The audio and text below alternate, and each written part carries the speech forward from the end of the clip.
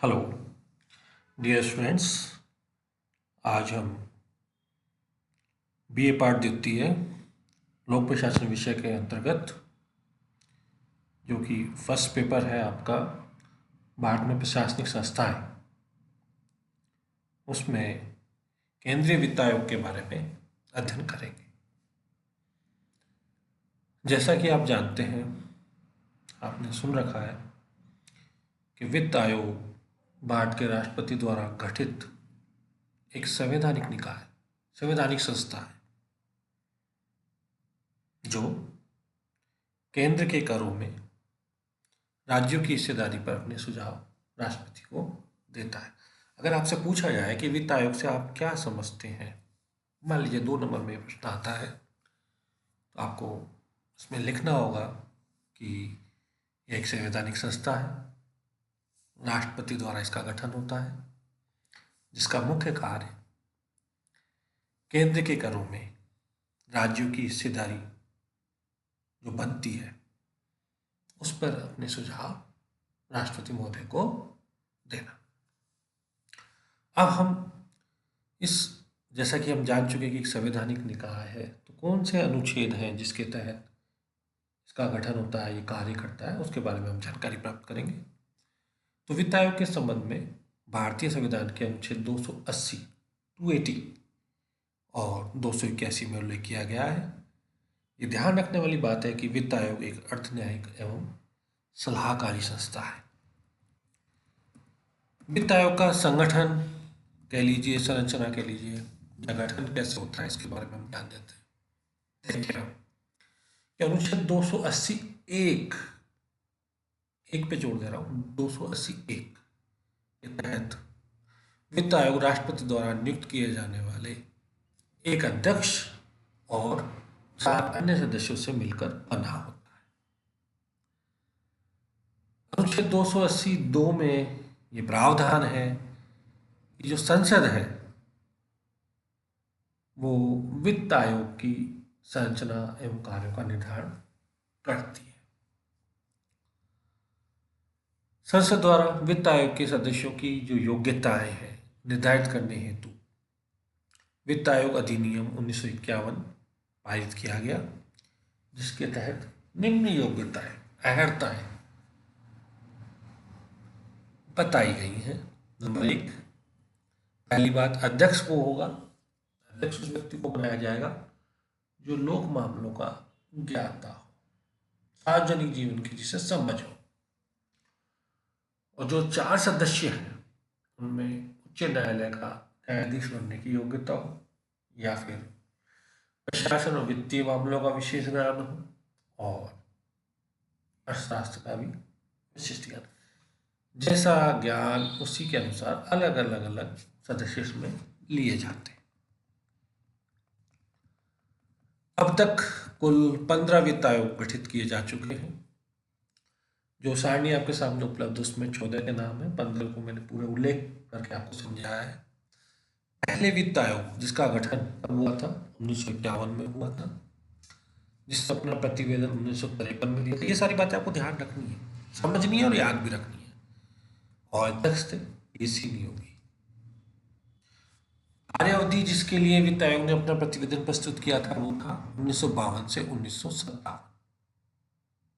बच्चों, यहाँ ये बात ध्यान रखनी है कि चूंकि आप अभी ग्रेजुएशन लेवल पे पढ़ रहे हैं तो वहाँ इस सारणी का कोई विशेष महत्व नहीं रहता, लेकिन जब कभी आप कंपटीशन एग्जाम में बैठेंगे, तैयारी करेंगे, तो लोक प्रशासन विषय की दृष्टि से, मान लीजिए आप नेट का एग्जाम देने जा रहे हैं या कॉलेज लेक्चरशिप या स्कूल लेक्चरशिप लोक प्रशासन विषय में अगर आप देते हैं तो ये सारणी आपको याद होनी चाहिए। विशेष तौर पे 2-3 बातें इसमें जो आपको ध्यान रखनी है कि जो अध्यक्ष है वो कौन कौन थे, उनका क्रम ध्यान होना बहुत जरूरी है। और दूसरी बात ये कि कुल कितने वित्त आयोग गठित हुए हैं। गठन वर्ष याद हो जाए काफ़ी है, प्रतिवेदन वर्ष की आवश्यकता नहीं है। तो गठन वर्ष आपको ध्यान रखना है, अध्यक्षों का क्रम आपको याद रखना, कार्यकाल भी ध्यान रखने की आवश्यकता नहीं होती है। ये कुछ बातें आपको ध्यान रखनी है। तो पहले अध्यक्ष जो बने वो थे केसी नियोगी, दूसरे संतानम, तीसरे चंदा, ए के चंदा, चौथे पीवी राजमन्नार, महावीर त्यागी, के ब्रह्मानंद रेड्डी। मतलब बच्चों आपको ये बात बिल्कुल क्रम में ध्यान होनी है। जैसे मैं बता रहा हूँ, जे M शेलेट, why we Chavan, N के पी साल्वे, के सी पंत, ए एम खुसरो, श्री रंगराजन, विजय केलकर और वाई वी रेड्डी। अब तक जो सारणी में है वो 14 गठित हो चुके हैं। कितने? 15। 14वें का कार्यकाल बताया 15 से 2020, तो 15 का कहाँ से होगा? 20 से 25। अब उसमें क्या बदलाव हुआ, कैसे हुआ, वो अभी आगे आपको बताया जाएगा। 15 यहाँ पे मार्क भी किया हुआ है स्टार लगा के। और यह ध्यान रखने वाली बात है कि वित्त आयोग का जो कार्य क्षेत्र है पूरी भारत सरकार, संपूर्ण भारत सरकार है। और वित्त आयोग का जो मुख्यालय है कहाँ स्थित है? नई दिल्ली में। तो बच्चों ये जो टेबल है बहुत इंपॉर्टेंट है, और हर एग्जाम में, चाहे कॉलेज लेक्चरशिप का हो, चाहे स्कूल लेक्चरशिप का हो, इसमें से प्रश्न आता ही आता है। ठीक है, तो मेरा मानना है कि आप इस पर गौर करेंगे। अब हम बात करते हैं वित्त आयोग के कार्य। वित्त आयोग के प्रमुख कार्य क्या है? क्या कार्य भाई? भारत के राष्ट्रपति को ये सिफारिश करना कि संघ एवं राज्यों के बीच करों की शुद्ध प्राप्तियों को कैसे वितरित किया जाए, एवं राज्यों के बीच ऐसे आगमों का वितरण और आवंटन, है ना? कैसे वितरण करना, पहले उसको कैसे आवंटित किया जाए, आवंटित होगा तभी तो वितरित होगा। प्रमुख कार्य ही ये है, करों का बंटवारा। अगर संक्षेप में कहे तो क्या है? राज्य और केंद्र के बीच, राज्यों और केंद्र के बीच करों के बंटवारे का जो फॉर्मूला है उसको निर्धारित करने का काम वित्त आयोग का है। दूसरा, अनुच्छेद 275 जो है सहायता अनुदान की बात करता है। संचित निधि में से राज्यों को जो सहायता अनुदान दिया जाना है उसका भी सुझाव, परामर्श वित्त आयोग द्वारा प्रस्तुत किया जाता है। तीसरा, राज्य वित्त आयोग, जो आप फाइनल ईयर में जब आएंगे पंचायत राज चैप्टर के तहत हम पढ़ेंगे कि राज्य वित्त आयोग का जो गठन किया गया है पंचायत राज संस्थाओं को सुदृढ़ करने के लिए, तो उनके द्वारा जो सिफारिशें की गई तो उसके लिए आवश्यक कदम उठाने हेतु इसके द्वारा निर्देश जारी किए जाएंगे, जिसके लिए भी सुझाव किसको प्रस्तुत करेगा? राष्ट्रपति को। या फिर अन्य वो कार्य जो राष्ट्रपति द्वारा निर्देशित किए जाए। तो ये 4 कार्य हैं जो आपको याद रखने हैं। इनमें कहीं कोई बदलाव या अपनी मन की बात लिखने की आवश्यकता नहीं है, नहीं इसमें कोई गुंजाइश है। वित्त आयोग की कार्यविधि। सबसे पहले वित्त आयोग का सदस्य सचिव नियुक्त किया जाता है जो एज ए ओएसडी के रूप में कार्य करता है, और वित्त आयोग के गठन से पहले वो अपना कार्य शुरू कर देता है ताकि वो आवश्यक तथ्य और सूचनाएं वो एकत्रित कर सके, ताकि वित्त आयोग ढंग से कार्य कर पाए। फिर वित्त आयोग द्वारा राज्यों से परामर्श किया जाता है, विचार विमर्श होता है। वित्त आयोग के सदस्यों द्वारा दौरे किए जाते हैं राज्यों के, वहाँ के प्रबुद्ध नागरिकों एवं गैर सरकारी संगठनों से, एनजीओ वगैरह से वित्त आयोग विचार विमर्श करता है, मंत्रणा करता है, और उसके बाद अपना वो प्रतिवेदन लिखता है और सुझाव प्रस्तुत करता है। तो ये बात आपको समझ में आ जानी चाहिए कि कार्यविधि में क्या मुख्य बातें हैं। अगला है वित्त आयोग की शक्तियां। आयोग जो है अपनी रिपोर्ट राष्ट्रपति को सौंपता है और राष्ट्रपति की जिम्मेदारी की वह उसे संसद के दोनों सदनों में प्रस्तुत करें। ठीक है, और जो भी सिफारिशें प्रस्तुत की गई हैं उनमें क्या कार्रवाई हुई या फिर क्यों नहीं हुई, उन सब से संबंधित स्पष्टीकरण वाली बातें भी उसमें प्रस्तुत की जाती है। और यहाँ ये ध्यान रखने वाली बात है कि वित्त आयोग के द्वारा जो भी सलाह दी जाती है वो परामर्शकारी है, यानी सरकार उन्हें स्वीकार भी कर सकती है और सरकार उन्हें अस्वीकार भी कर सकती है। जब अस्वीकार करेगी तो उसको स्पष्टीकरण जरूर प्रस्तुत करना होता है कि उन्होंने इस सलाह को क्यों नहीं माना।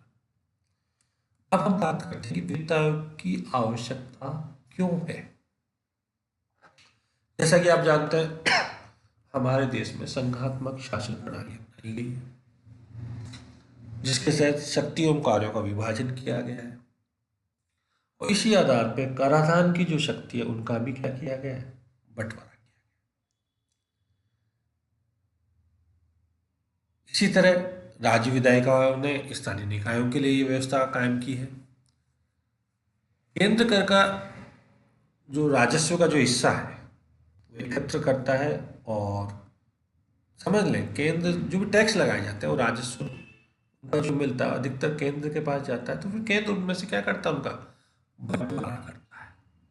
ठीक है, क्योंकि ये जो राजस्व है, ये जो वित्त है, जैसा कि हम जानते हैं कि शासन प्रशासन चलाने के लिए वित्त आवश्यक है, तो ये जो वित्त इकट्ठा हुआ उसका बंटवारा केंद्र राज्यों के बीच करने के लिए वित्त आयोग जैसी संस्था आवश्यक समझी गई, इसलिए इसको संविधान में शामिल किया गया।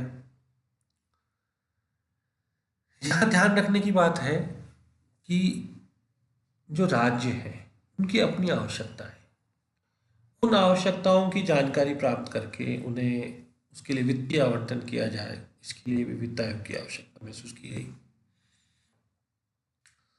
और कुछ राज्यों की स्थिति है कि वहाँ वो बहुत पिछड़े हुए हैं, विकास का स्तर बहुत नीचा है, तो उनको आगे बढ़ाने के लिए, इस तरह के असंतुलन को दूर करने के लिए वित्त आयोग जैसी संस्था को जरूरी समझा गया। अब हम बात करते हैं, जैसा कि मैंने बता भी दिया था पहले कि 15वां वित्त आयोग का गठन किया जा चुका है और ये गठन हुआ कब, नवंबर 2017 में, और इसका कार्यकाल में जैसे कि मैंने आपको बता दिया है कि 2020 से 2025। ठीक है, 15 वित्त आयोग के जो अध्यक्ष हैं उनका नाम याद कर लें अच्छे से। पहले अध्यक्ष केसी नियोगी थे, आज की परिस्थिति के हिसाब से, कंपटीशन के हिसाब से तो सारे याद कर लें। 15वें वित्त आयोग के अध्यक्ष एन.के. सिंह है। ठीक है, और इनके अलावा जो 4 सदस्य हैं उसमें है शशिकांत दास, डॉक्टर अनूप सिंह, डॉक्टर अशोक लाहिड़ी और डॉक्टर रमेश चंद्र। ठीक है, 15वें वित्त आयोग की अवधि जो आपको पता है 1 अप्रैल, ये हमारा बिल्कुल वित्तीय वर्ष के हिसाब से चलती है, 1 अप्रैल 2020 से 31 मार्च 2025। लेकिन यहाँ ध्यान रखने वाली बात है, जैसा आपने अखबारों में पढ़ा भी होगा कि 2 नए केंद्र शासित प्रदेश बनाए गए। कौन कौन से? जम्मू एंड कश्मीर और लद्दाख। ठीक है, तो इस कारण से 2020-21 के लिए इसके द्वारा वार्षिक रिपोर्ट प्रस्तुत की गई है और यानी 1 साल का इसको एक्सटेंशन मिल गया। मतलब 2020-21 की इन्होंने 15 वित्त आयोग द्वारा एक वार्षिक रिपोर्ट प्रस्तुत कर दी, तो इसकी कार्य अवधि 1 साल के लिए और बढ़ा दी गई, यानी जहाँ 20 से 25 था वो कहाँ से कहाँ तक हो गया, 2021 से 2025 तक, सॉरी 2026 तक, 5 साल जोड़ेंगे ना, 21 से 5 जोड़े तो 26 तक। तो जो अगली रिपोर्ट है जो प्रस्तुत होनी है वो इसी माह में होनी है, अक्टूबर माह। बस ये मान लीजिए कि प्रस्तुत करने की स्थिति में ही है वित्त आयोग।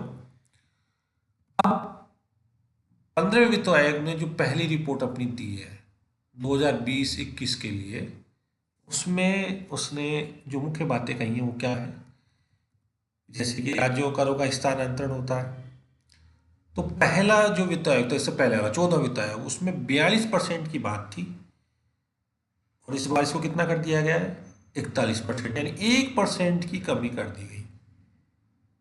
अब ये 1% कहाँ जाएगा, जो उसने अपने हिसाब से स्पष्टीकरण दिया है कि जो 2 केंद्र शासित प्रदेश बने हैं, जम्मू कश्मीर और लद्दाख, तो उनकी स्थिति को सुधारने के लिए उनको मुख्य धारा से जोड़ने के लिए ये 1% जो धनराशि है करों की, वो उनको ट्रांसफर की जाएगी, अतिरिक्त ट्रांसफर की जाएगी। ठीक है। अब राज्यों को जो हिस्सा इसके निर्धारित किया जाता है, क्या मापदंड ऐसा रखा जाता है कि जो करों में स्थानांतरण किया जाता है? पहला तो आय की दूरी, ठीक है। दूसरा जनसांख्यिकी प्रदर्शन, तीसरा वन और पारिस्थितिकी, और चौथा कर संबंधी प्रयास। ये 4 पॉइंट हैं जिनके आधार पर कर हस्तांतरण का वेटेज निर्धारित किया जाता है।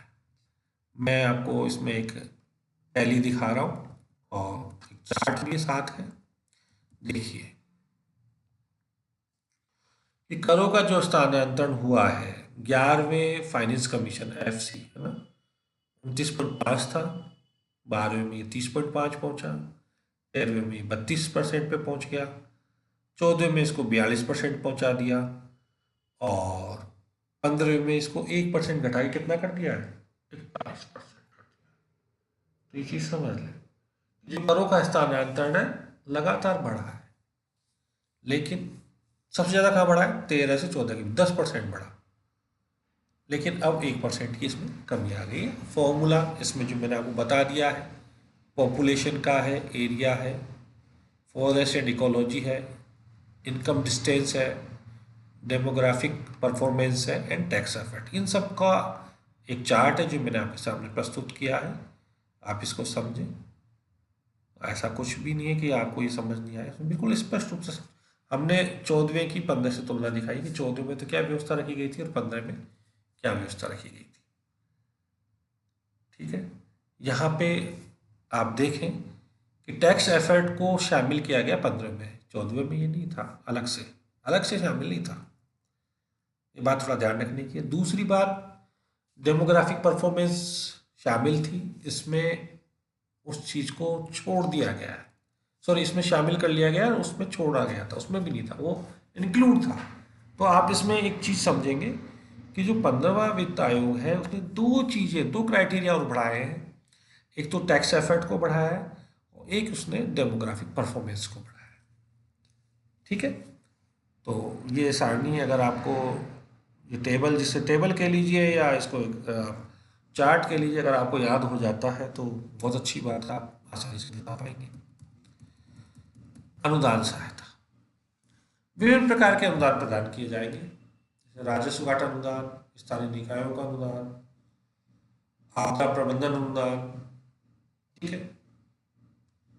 तो ये बात हमें ध्यान रखनी है, डिटेल की कोई विशेष हमें जरूरत नहीं है, सिर्फ ध्यान रखना कि कौन कौन से अनुदान प्रदान किए जाएंगे। ठीक है। अब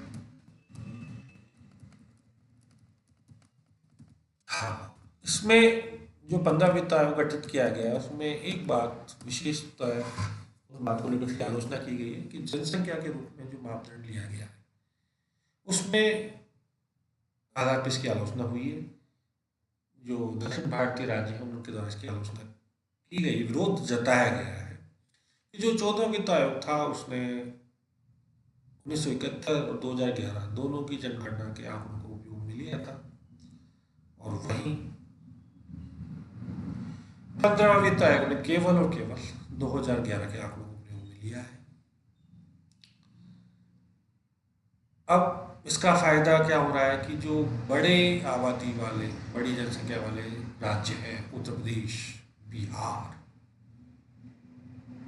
राजस्थान, इनको या यूँ समझ लीजिए हिंदी भाषी जो राज्य हैं, ज़्यादा फायदा मिलने वाला है, और जो दक्षिण भारतीय राज्य जो अंग्रेजी भाषी हैं उनको कम। तो एक ये राजनीतिक मुद्दा भी है और कुछ इसमें सच्चाई भी है कि जो जनसंख्या का जो आधार 71 की बजाय केवल 2011 लिया गया है, तो उससे जो विकसित राज्य, जिन्हें हम कह सकते हैं दक्षिण भारत के जो राज्य विकसित राज्य की श्रेणी में आते हैं, उन्हें इससे नुकसान होने वाला है।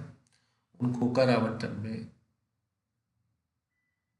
कम धनराशि प्राप्त होगी बनिस्बत उत्तर भारतीय राज्यों के।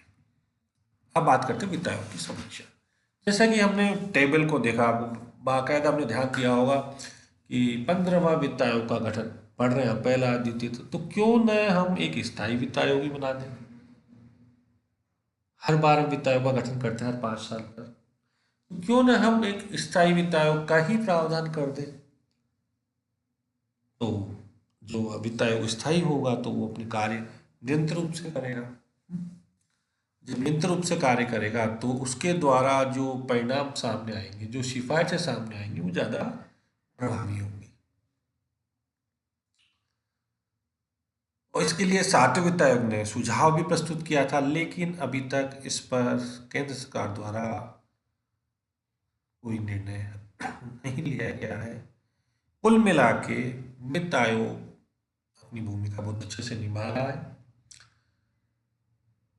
2015 में नीति आयोग के गठन के बाद वित्त आयोग और नीति आयोग के बीच कार्यों को लेके